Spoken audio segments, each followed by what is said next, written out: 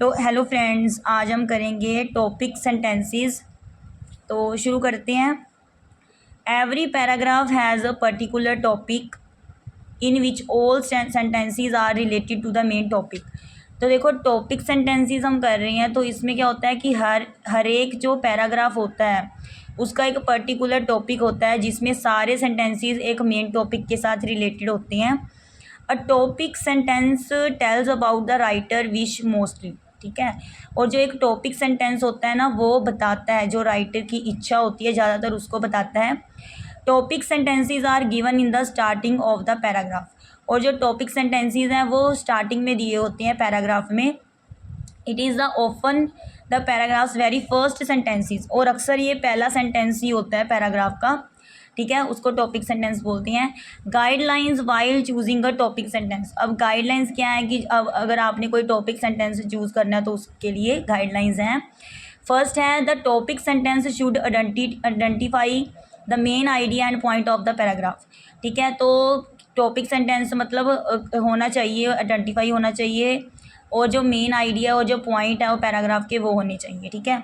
The sentence other than the topic sentences will develop और explain the topic sentences. और जो sentence होते हैं, ठीक है, किसके टॉपिक सेंटेंसेस से जो सेंटेंस होते हैं वो डिवेल्प होंगे, एक्सप्लेन करते हैं, करेंगे टॉपिक सेंटेंस को, ठीक है। जो सेंटेंस होती है ना, टॉपिक सेंटेंस के अलावा जो सेंटेंस होते हैं वो डिवेल्प करेंगे, एक्सप्लेन करेंगे टॉपिक सेंटेंसेस को। The topic sentences should not be, मतलब टॉपिक सेंटेंसेस नहीं होने चाहिए टू जनरल और टू स्पेसिफिक। ज़्यादा आम भी नहीं होने चाहिए और ज़्यादा खास भी नहीं होनी चाहिए। But the answer should be so general that the reader understand to main idea of paragraph. लेकिन आंसर इतना जर्नल होना चाहिए, इतना आम होना चाहिए कि जो रीडर है, जो पाठक है, वो समझ सके कि मेन आइडिया क्या है पैराग्राफ का, वो, ठीक है। अब देखो, करेक्टरिस्टिक्स भी हम इसमें ही करेंगे। गुड टॉपिक सेंटेंसेस की क्या करेक्टरिस्टिक्स होती हैं। तो पहली है informs the reader of the subject that will discussed in the paragraph. तो इससे क्या होता है कि गुड टॉपिक सेंटेंसेस में इन्फॉर्म, पता चल जाता है रीडर को सब्जेक्ट के बारे में जो कि डिस्कस होने वाला होगा पैराग्राफ में, ठीक है। Tells the writer point of view, writer के लिखने का जो पॉइंट ऑफ व्यू है उसके बारे में बताता है good topic sentences. Create a sense of action, ठीक है, सेंस ऑफ एक्शन जो है वो क्रिएट करता है।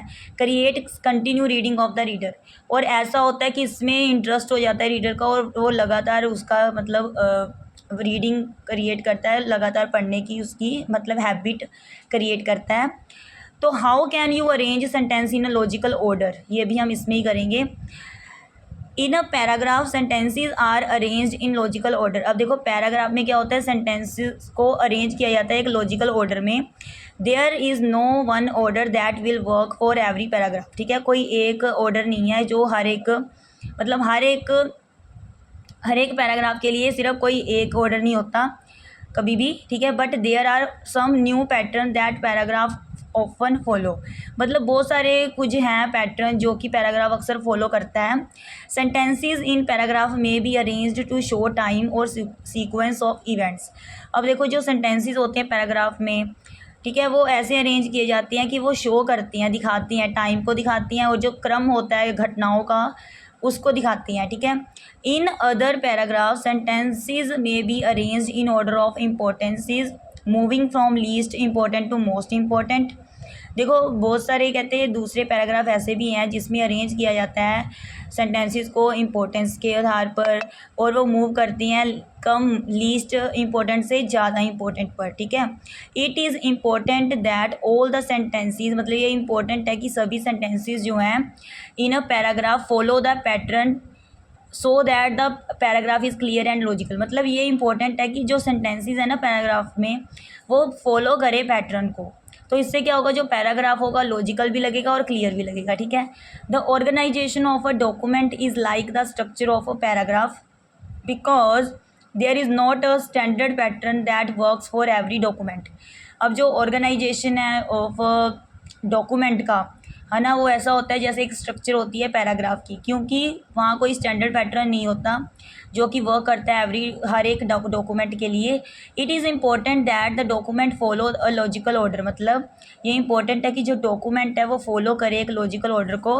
पैराग्राफ में be arrange to show time and sequence of events, ये लाइन दोबारा आ गई है, हमने पीछे भी की थी कि जो पैराग्राफ होता है ना वो उसमें अरेंज किया जाता है जो दिखाता है सेंटेंसेस को, मतलब ऐसे अरेंज किया जाता है कि वो दिखाते हैं टाइम को और जो घटनाओं का क्रम होता है उसको। पैराग्राफ में भी arrange to least important events to most important events, और पैराग्राफ हो सकता है कि ऐसे अरेंज किया जाए कि वो कम इंपॉर्टेंट घटनाओं से ज़्यादा इंपॉर्टेंट घटनाओं की ओर बढ़ता जाए। ठीक है, तो ये था हमारा कि कैसे अरेंज करें सेंटेंस को इन अ लॉजिकल ऑर्डर में। ठीक है, तो ये हमारा अभी कंप्लीट है। थैंक्स।